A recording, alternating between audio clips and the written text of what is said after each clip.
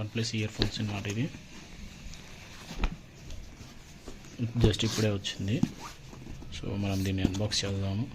చూడండి ప్యాకేజ్ ఇది ఒకటి ఇట్లా ఓపెన్ ఉంది సైడ్ నుండి, అయినా ఇక్కడ ప్యాకేజ్ ఉంది కదా. సో ఓపెన్ చేద్దాము.